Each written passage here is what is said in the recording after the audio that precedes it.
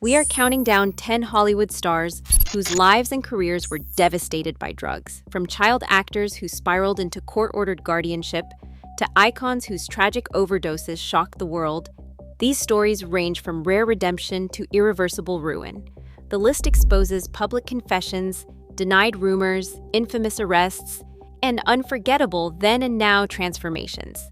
Let us begin the countdown with number 10. Robert Downey Jr. grew up surrounded by drugs, exposed as early as age 6 by his own father. By the mid-1990s, his rising career collided with addiction. In 1996, Los Angeles County Police arrested him for heroin, cocaine, and amphetamine possession, setting off a public cycle of arrests and rehab stints that lasted through 2001. His mugshot from that first arrest became infamous, a stark contrast to his red carpet appearances just a few years earlier. He was fired from Ally McBeal in 2001 and blacklisted by studios. He found himself uninsurable for most film work until 2007. Downey later described addiction as having a loaded gun in his mouth, never knowing if he would survive. With support from his wife Susan Levin and a commitment to sobriety since 2003, he rebuilt his life and career. He returned to global fame with Iron Man in 2008. His story stands out as a rare example of recovery and redemption in Hollywood's long struggle with addiction. Charlie Sheen's collapse played out in real time, turning Hollywood gossip into headline news. After years of rumors and a 1990 cocaine arrest, his world unraveled in 2011. Sheen's wild interviews dominated the airwaves. He bragged on national television about tiger blood, and he declared, "I am on a drug. It is called Charlie Sheen."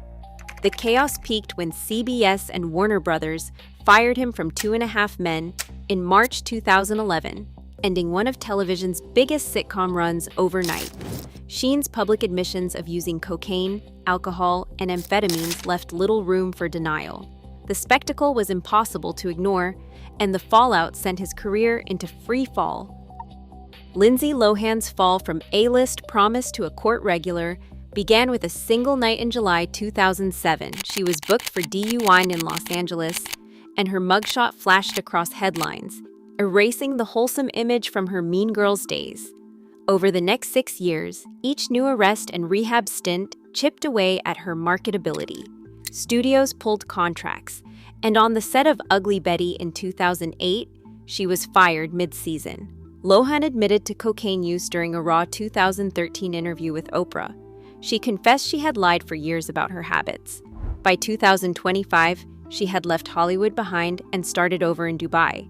But the damage to her career and reputation had already been done. Amanda Bynes' career once promised the world, but by 2013, her life was unraveling in public view. Court records in Los Angeles show how quickly things spiraled.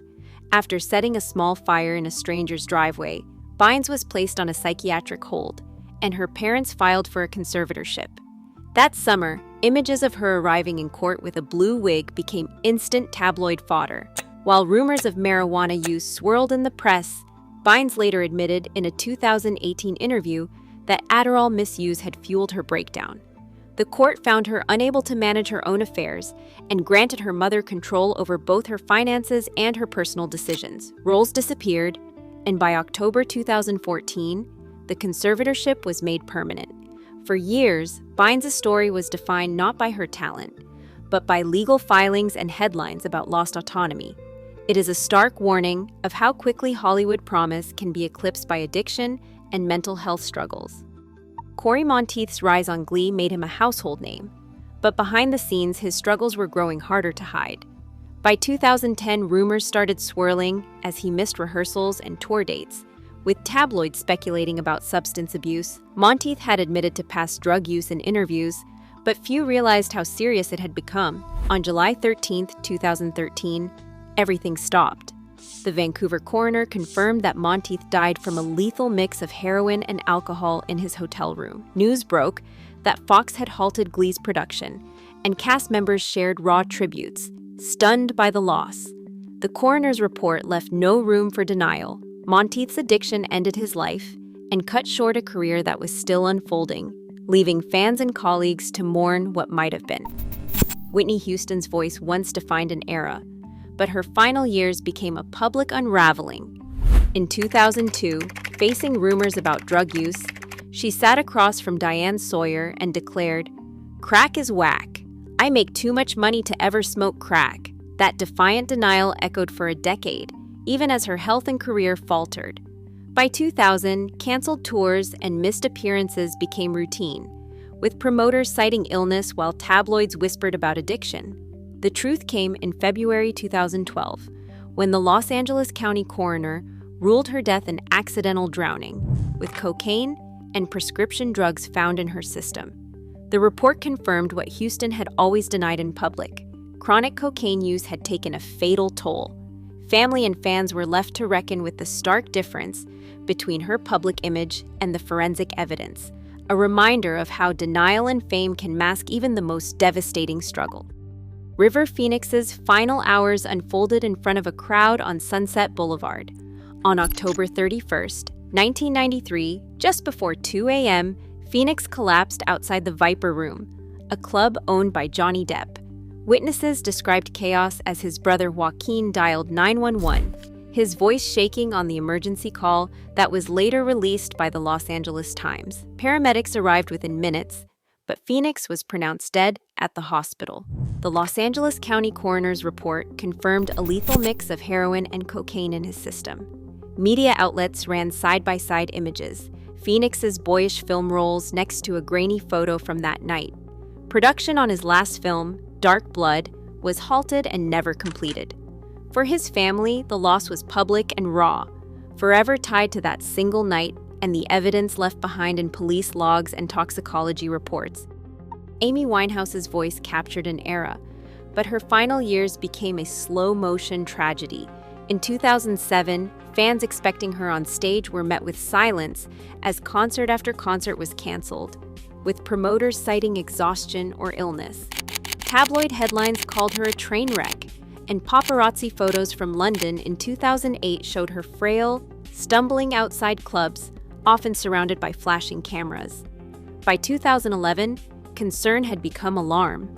Winehouse's last performance in Belgrade was so chaotic, it made international headlines. She slurred lyrics, forgot words, and was booed off stage. Her father, Mitch Winehouse, spoke publicly about her struggles, pleading for privacy and admitting she was trapped by fame. On July 23, 2011, Amy was found dead in her Camden home. The United Kingdom coroner's report confirmed her blood alcohol level was 0.416, more than 5 times the legal driving limit. She was just 27. The official cause was accidental alcohol poisoning, with no illegal drugs found in her system. Her story stands as one of the most documented and devastating losses in modern music, a stark warning about the cost of fame and addiction. Heath Ledger's final months were haunted by relentless insomnia. In November 2007, in an interview with the New York Times, he described lying awake for hours, sometimes sleeping barely 2 hours a night. By January 22, 2008, Ledger was found dead in his Soho apartment. The New York City Medical Examiner's report, released in February 2008, listed 6 prescription drugs in his system: oxycodone, hydrocodone, diazepam, temazepam, alprazolam, and doxylamine. None of these medications were taken in excess, but together they created a lethal combination. Police logs from the day of his death detail a timeline of missed calls and frantic messages before emergency services arrived. Bottles of each medication were found in his bedroom and bathroom. Ledger's father later released a statement warning about the dangers of mixing prescription medications, even when taken as directed. The tragedy lay not in a single reckless act, but in the silent risk of combining medications meant to help, ultimately shutting down his body's most basic functions. Ledger was 28.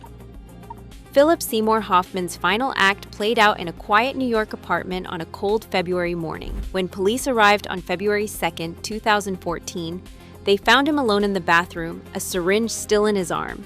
The NYPD evidence log listed 5 empty heroin bags and 65 more unused scattered across the room. Prescription bottles lined the sink. The city's medical examiner released the findings weeks later. Heroin, cocaine, amphetamines, and benzodiazepines were all present in his system, a lethal cocktail that left no chance of survival. This was not a single misjudged dose, but a complex web of substances, each amplifying the danger of the others. Hoffman had spoken openly about addiction years before.